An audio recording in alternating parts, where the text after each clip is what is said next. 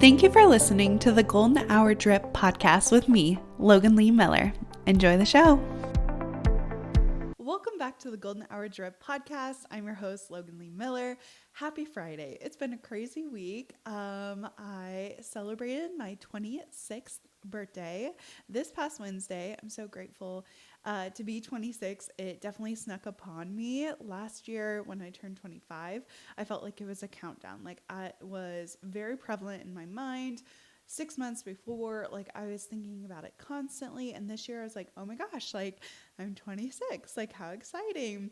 This past week, I went to the Dear Media in Real Life event. And so this past week has just been like catching up. Like I have been doing laundry. I've been like mopping, cleaning, all the things. And I am just like, wow, we finally made it. We made it to Friday. I'm excited for the weekend.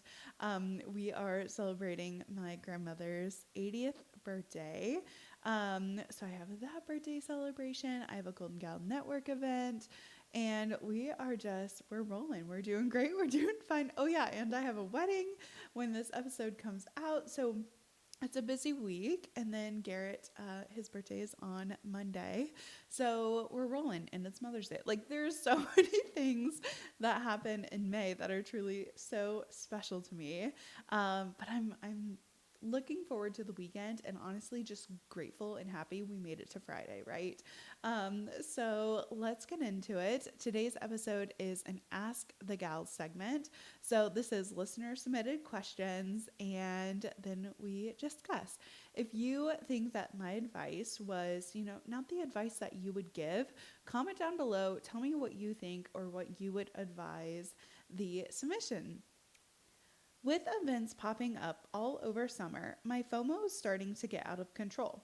Some of the things my social media friends are doing look so cool. I mean, even the things I wouldn't really enjoy look fun too because they're all together.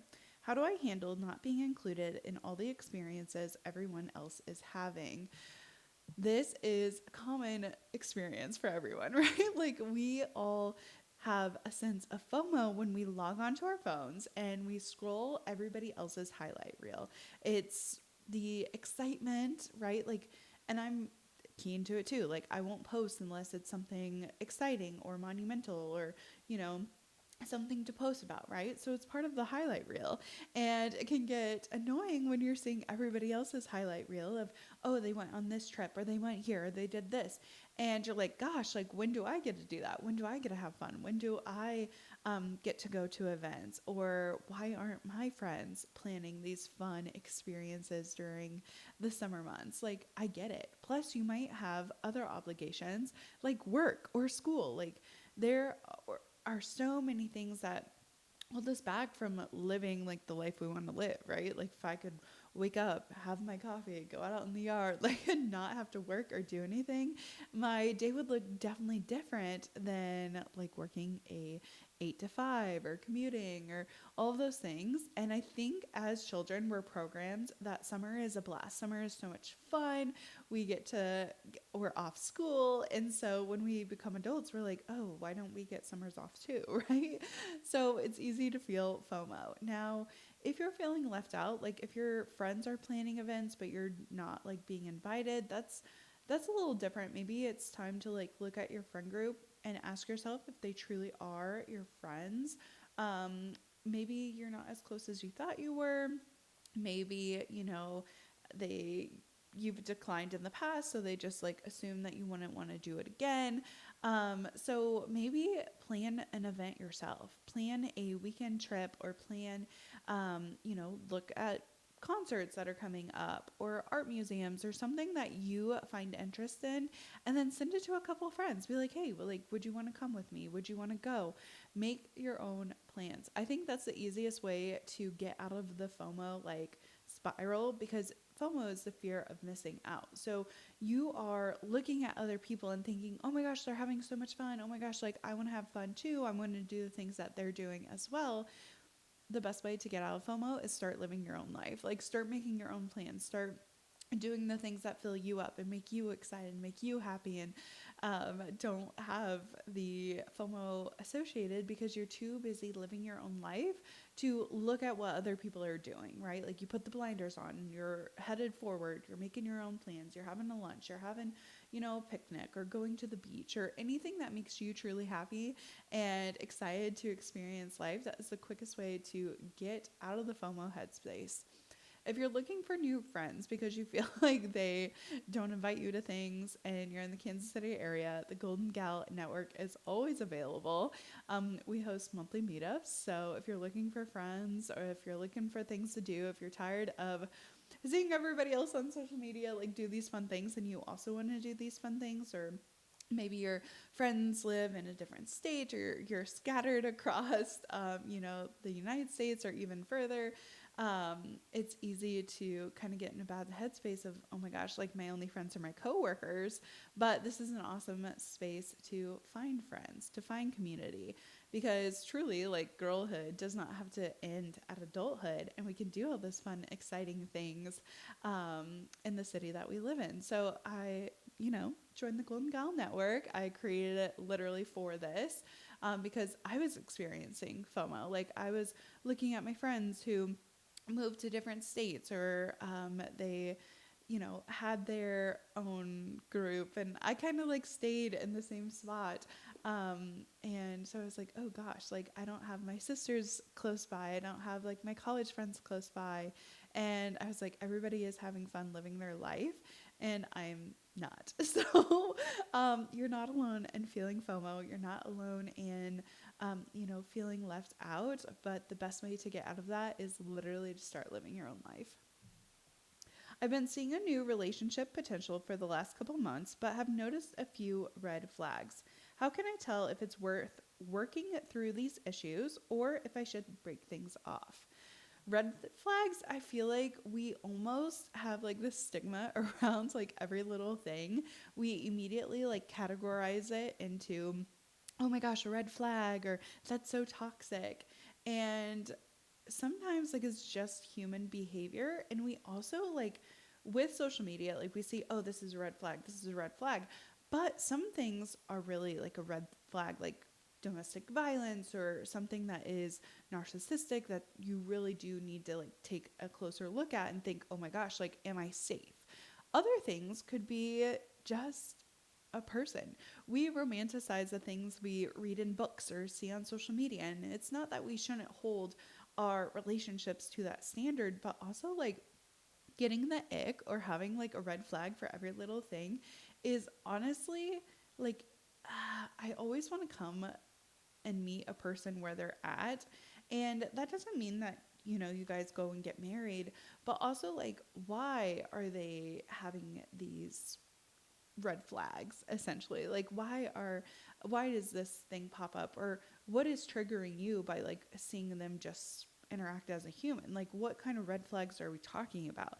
Like, is it stalkerish behavior? Is it, controlling behavior? Or is it like, oh, he went and grabbed lunch without me. We've only been seeing people, seeing each other for a couple weeks and he didn't even invite me to lunch. Like, dissect, what is it really a red flag? Like, is it really into a category where you're feeling unsafe? And if it's something that you're feeling unsafe, like if it's narcissistic behavior, stalker-like behavior, controlling behavior, anger, outbursts, like any of those things, maybe then it'd be okay to say, hey, like this, we've had a good run, but now it's not the time for me. I'm, not interested, because you truly are not feeling safe. Now, if it's something that is just inconsiderate, or, not the way that you necessarily have it made up in your mind of how, and we all have standards, right? So I'm not saying not to have standards, but if it's something that's more like surface level, or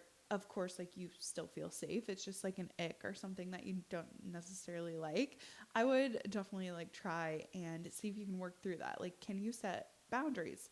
Also, do you have any red flags? Like, what is triggering you in the aspect of, okay, like he did this and now I'm spiraling? Like, that can also be seen as a red flag.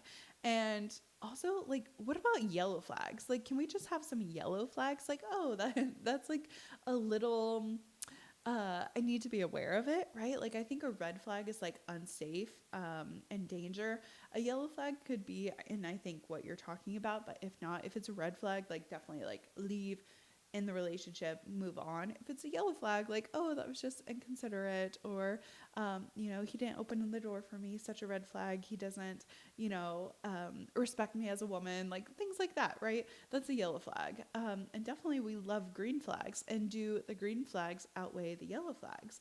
Ultimately, you have to decide for you if this relationship is safe. I always say, to my little sister Lily, I'm like, you cannot pick your family. You cannot pick your mom. You cannot pick your dad. You cannot pick your siblings.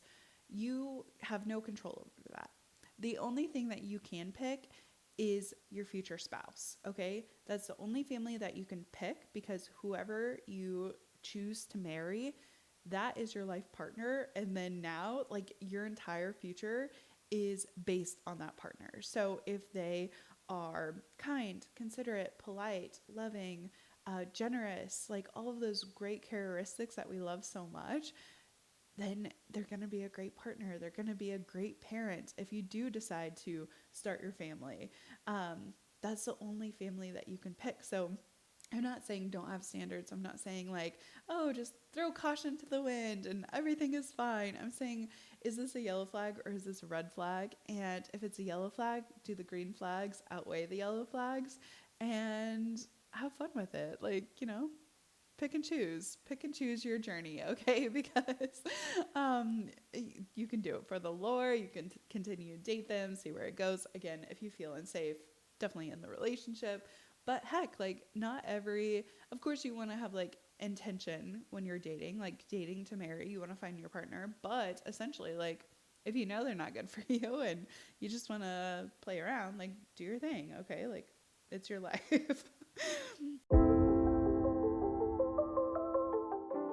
Hey, I hope that you're enjoying today's podcast episode. Just a quick interruption to let you know that Golden Hour Drip has a weekly newsletter that comes out. This has bonus content, weekly updates, and future event information. If you haven't already, go down to the show notes, click the link, and join today. Now, back to the show. I'm taking a semester off this summer, but worry about falling behind. Should I keep my plans or quickly schedule fall classes and take a gap after I graduate? Gap years, I think, are so stigmatized in the United States, because we're like, okay, you need to graduate high school. You need to get into a good college. If you don't go to college, you're dumb. And you need to go to college for all 4 years, go to get your master's. You're subpar if you don't like continue on to higher education. Once you graduate, you need to get a job, 8 to 5. Like, it's very like cookie cutter. There's no expectation for entrepreneurship or a trade school. Like, all 3 of my parents are entrepreneurs. They're all like very focused on creating the life that they want to live to the schedule that adheres best to their personality. So personally, like, I have it both. Like, definitely society has told me like, oh, you need to go to college. You need to get a great education.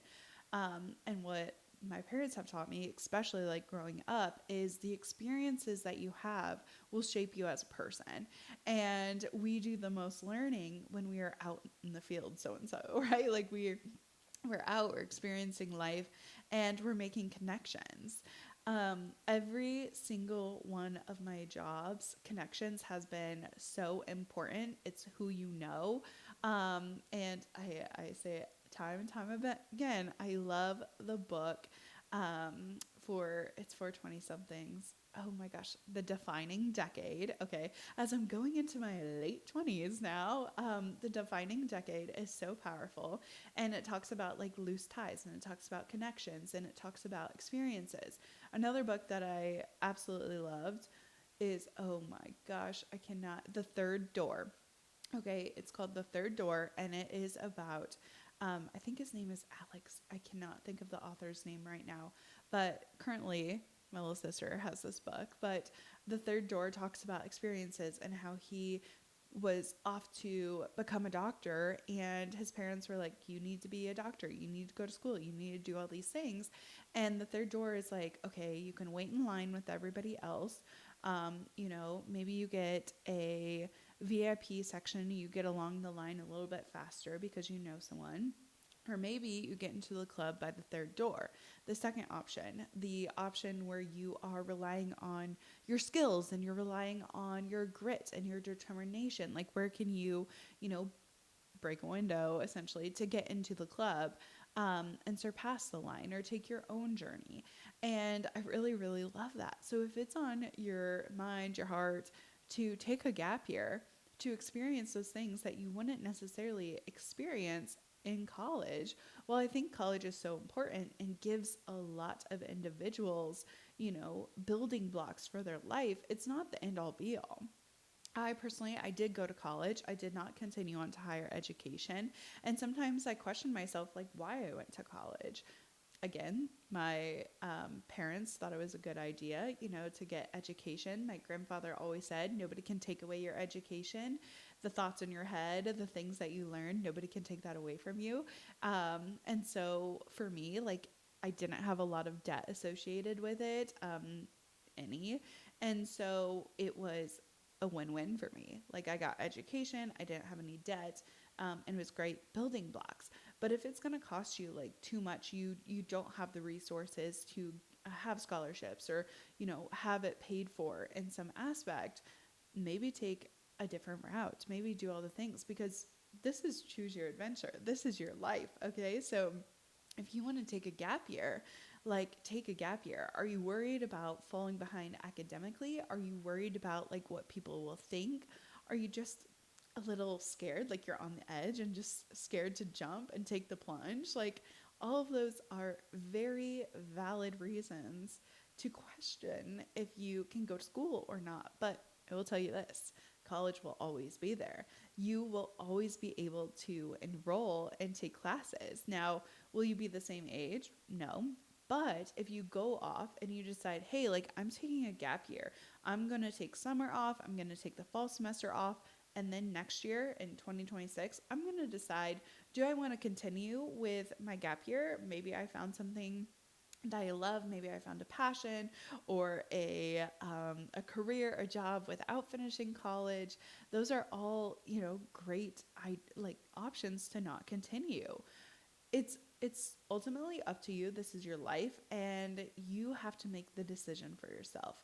Now, when you're taking a gap year, don't just take a gap year and sit on your mom's couch all summer and all winter, right? Like, be creative with your gap year. How can you make it work for you? Are you going to save a bunch of money so then you can do something with that money?